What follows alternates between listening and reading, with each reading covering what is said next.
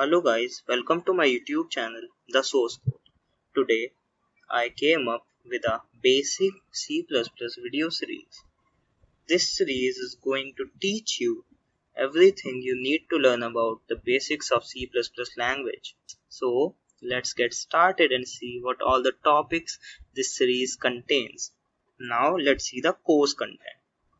This series starts with the introduction of C++ language.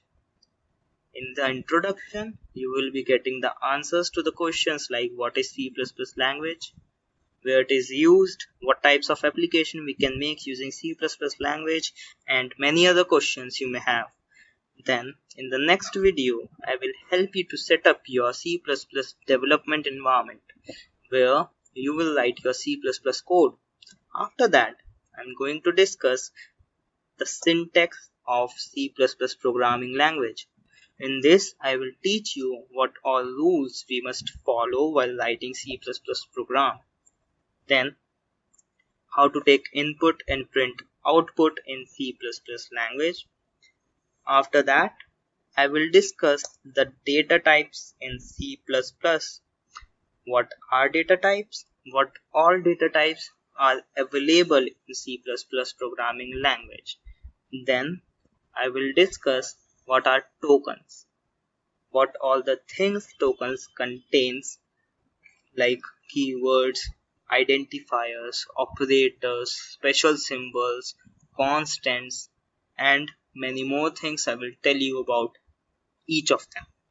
Then we will discuss operators. What are operators? How operators are classified on the basis of number of operands and types of operations they perform. We will discuss all the types of operators in this particular section of this course.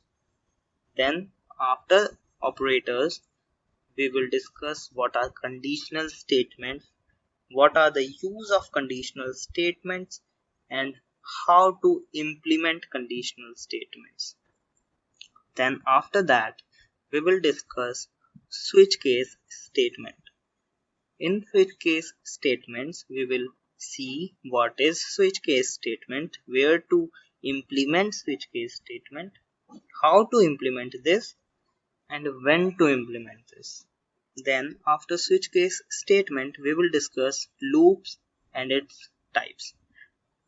In this, I will teach you how to use loops, where to use loops, what is the advantage of using one loop over the other, in which situation which loop is beneficial to use, and many more things about loops.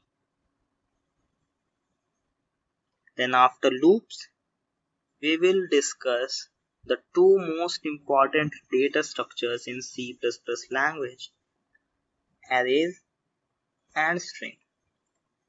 Array data structure and string data structure.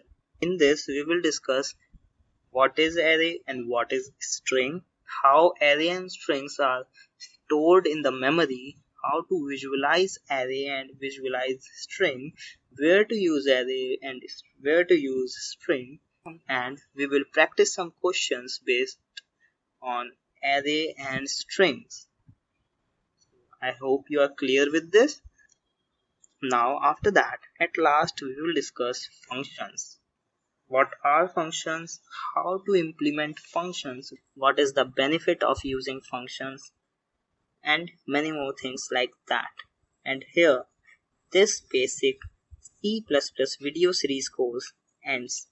I hope you will get the most out of this course. If you enjoyed this video, please like this video, subscribe to my channel so that you don't miss any of my video. Bye.